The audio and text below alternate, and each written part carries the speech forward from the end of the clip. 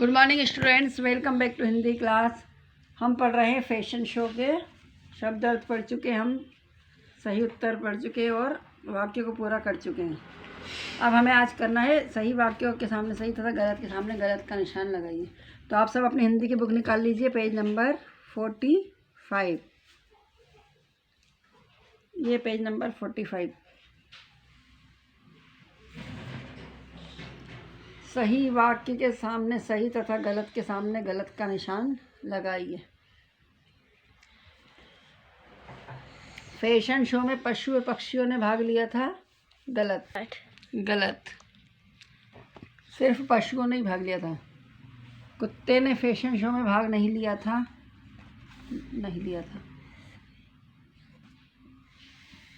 हथीनी ऊंची एड़ी की चप्पलें पहनकर आई थी।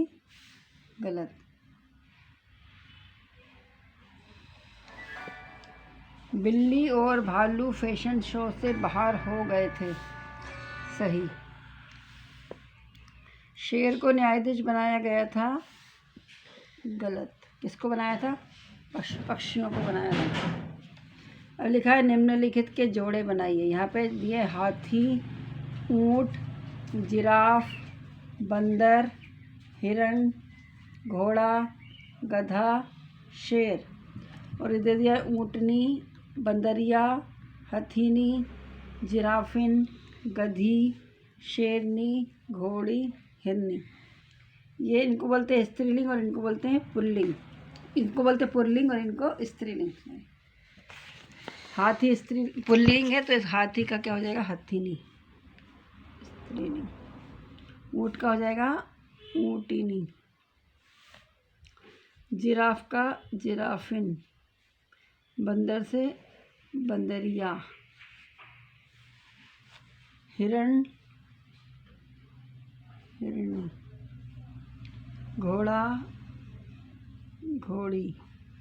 गधा गधी। शेर शेरनी। तो का क्या था? का हाथी था तो का को थर्ड से मिलाया हथीनी से। खा ऊँट को फर्स्ट ऊँटनी से मिलाया। गा जिराफ को फोर्थ जिराफिन से मिलाया। घा बंदर को सेकंड बंदर से मिलाया, बंदरिया से। अड़ा हिरण को एट्थ हिरणी से मिलाया। चा घोड़ा को सेवंथ घोड़ी से मिलाया। गधा को गधी फिफ्थ नंबर पे गधी।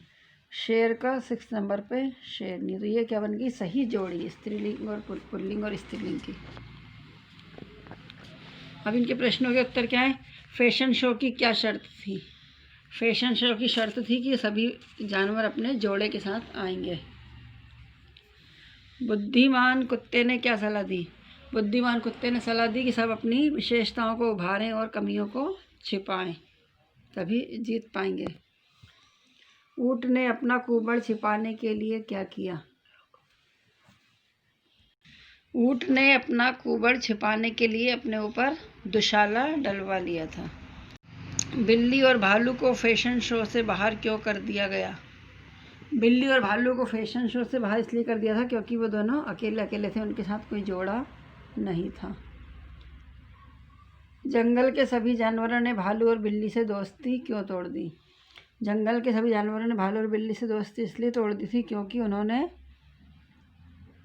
उनको शामिल न करने की शिकायत शेर से कर दी थी और उन्होंने सभी पशुओं के खिलाफ बातें करके शेर को भड़काया था कि आपको न्यायाधीश ना बना के पक्षियों को न्यायाधीश बनाया गया है। Turn your page.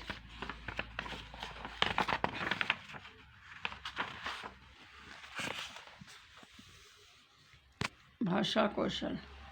वाक्य बोलते या लिखते समय थोड़ी देर रुकने के लिए कुछ चिन्हों का प्रयोग किया जाता है जिसे विराम चिन्ह कहते हैं। जब भी कोई वाक्य लिखते हैं उसको लिखने के बीच में रुकने के लिए कॉमा लगाया जाता है, उसको बोलते हैं विराम चिन्ह। तो विराम चिन्ह कैसा होता है? ऐसा एक कॉमा टाइप से होता है। वाक्य में यदि कोई प्रश्न पूछा जाता है तो प्रश्नवाचक चिन्ह लगाते हैं। प्रश्नवाचक चिन्ह ऐसा होता है जैसे तुम खेलने जा रहे हो, तो इसमें ये चिन्ह लगा, इसको बोलेंगे प्रश्नवाचक चिन्ह। बीच में वाक्य के बीच में थोड़ी देर रुकने के लिए अल्प विराम लगाते हैं।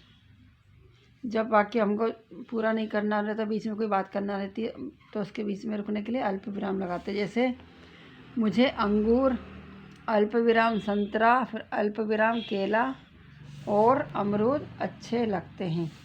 तो जब एक से ज़्यादा फलों के नाम आ रहे हैं तो इनके बीच में अल्प विराम लगाएंगे। वाक्य के अंत में पूर्ण विराम लगाते हैं। जैसे आज हम घूमने जाएंगे। अब ये वाक्य पूरा हो गया तो इसके लिए ये पूर्ण विराम लगाते हैं। पूरा डंडा जो होता है ये पूर्ण विराम होता है। पढ़ो, समझो और निर्देश के अनुसार विराम चिन्ह लगाइए।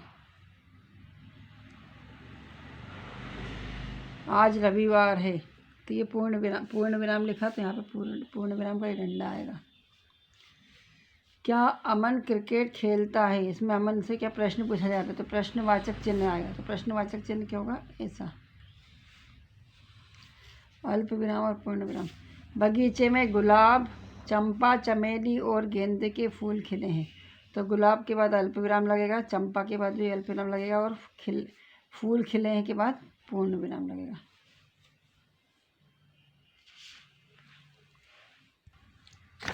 तो आप ये घर में इसको पढ़ के देखिएगा। विराम चिन्ह कौन कौन से होते हैं? अल्प विराम, पूर्ण विराम और प्रश्नवाचक चिन्ह। इसको घर में पढ़िएगा और इन प्रश्नों के उत्तर जो पढ़ा है उनको भी याद करने की कोशिश कीजिएगा। फिर हम आपको बाद में CW कॉपी में लिखवाएंगे। Thank you, have a good day.